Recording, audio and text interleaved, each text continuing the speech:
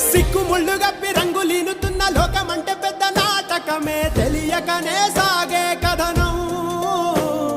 నీవు పెట్టుకున్న నమ్మకాలు అన్ని పక్కదారి బట్టి పోతుంటే కంచికి నీ కదలే దూరం. నీ సేతుల్లో ఉంది సేతల్లో చూపించి ఎదురేగి సాగాలిగా రేపే